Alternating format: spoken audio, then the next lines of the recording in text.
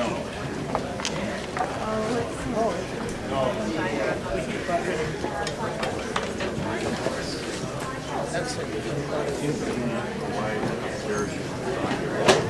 finance too.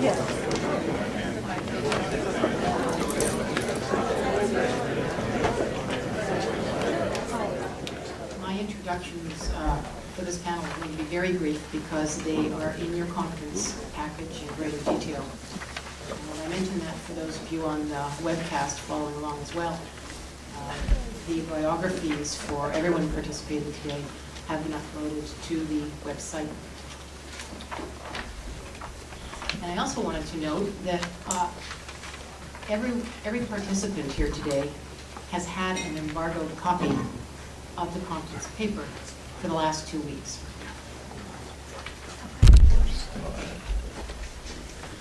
So let me start with Andrew Miall. Dr. Miall is a professor of geology and a holder of the Gordon Stoller Chair in Basin Analysis and Petroleum Geology at the University of Toronto.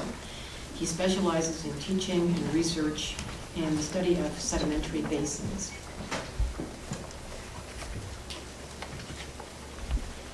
He served as Vice President of the Academy of Science of the Royal Society of Canada from 2005 to 2007, and President of the Academy from 2007 to 2009.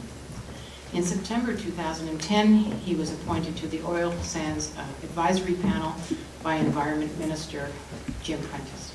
Each of you has 10 minutes, and I believe you are going to get a 2-minute signal toward the end of your talk, okay? Okay. Is it on? Yes. Well, good morning, ladies and gentlemen. First, I'd like to congratulate Ben on his excellent summary of the issues. I think he touched on all the main points, and I would really just like to emphasize a few of them that I think are really critical. But to back off just a second, I think it's important for us to be aware that we've been living in very unusual times. We've been living in what could be called the oil bubble. And we benefit from this enormously important resource called oil, which packs more energy into a small space than any of us are really aware. And the problem is that it's running out, and there's very little around to replace it. What are now coming to be called non-renewable resources, shale gas, coal bed methane, and oil sands and other resources are really very poor substitutes for conventional liquid oil because of the difficulties and expense in extracting them. And we've heard some of this morning with regard to shale gas. We're learning very much the same problems around these other resources such as oil sands and so on. An economic indicator called the energy return on energy investment is a very interesting set of calculations that are now being carried out, that looking at the total life cycle costs of obtaining these resources for conventional oil and big oil fields like those in the Middle East. The EROEI index is about 100 to 1. In other words, you get about 100 times as much energy back as you invest to extract it. It's simply a matter of putting down a few shallow holes and the oil just flows out. For ordinary conventional smaller oil fields in places like Alberta, the energy index comes down to about 10 or 20 to 1. For these complex unconventional resources like shale gas, coal bed methane, the energy return on investment index drops to about 5 to 1, 3 to 1, 2 to 1. For some of these renewables that we're having promoted, like some biomass forms of energy, wind power, solar power, the energy index almost drops to 1 to 1. In other words, you have to invest almost as much energy to create the energy as you do extracting it and using it at the downstream end. So these are very serious costs that are not fully understood, I don't think, and need to be talked about more. And of course, the environmental costs are part of this.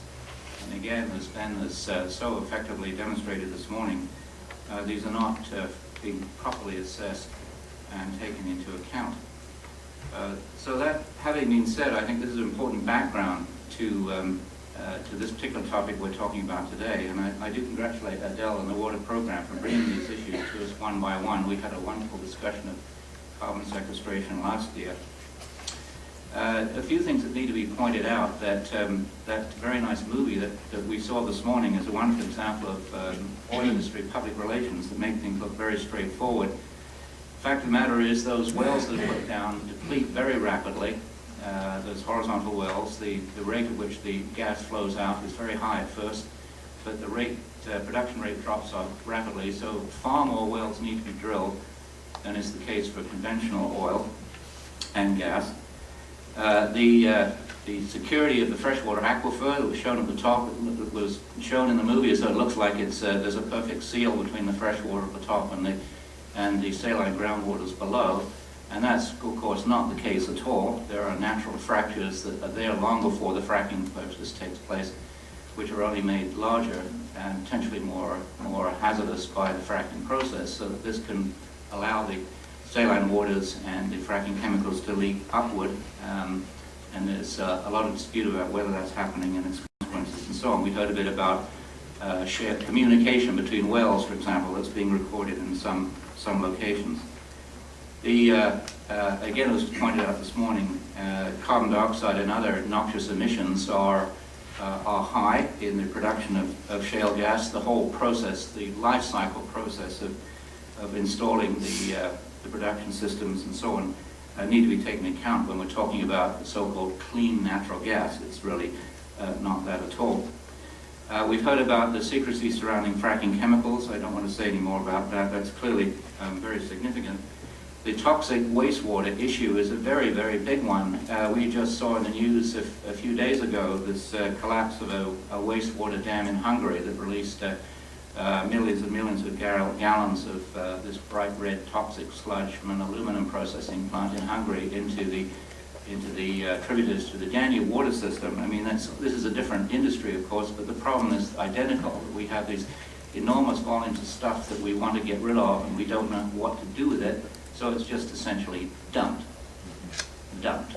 We don't do anything with it. And this is creating horrendous problems that will be a cost to somebody down the line. And these are costs that industry has to assume, and the public must also realize that the end of cheap, relatively environmentally friendly energy is coming to an end, and these sorts of things like toxic waste dumps, pools of toxic water from shale gas production, pollution of water systems related to the oil sands and so on, these are issues that we're going to have to deal with, and they're industry costs and public costs that cannot be avoided.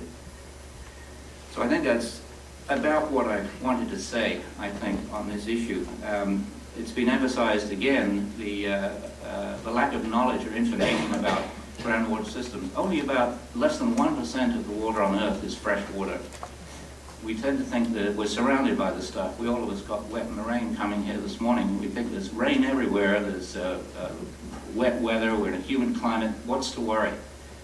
But in fact, if you assess the reservoirs of water on Earth, almost all of it is saline water in the oceans. Most of the rest of the world's fresh water is locked up in ice caps. And the amount of surface fresh water that's available to us to use is a tiny fraction, less than 1% of the water that's available. Groundwater that is tapped into for domestic and industry use is essentially fossil water. It's like oil in the sense that it's been there in the ground for tens of thousands, hundreds of thousands of years, and in many places it's being used far faster than it is being replaced by natural recharge. So the use of fresh water, the volumes that we were seeing there today that's been taken out of freshwater lakes and rivers and so on is really unsupportable, and ways do have to be found to reduce this water use.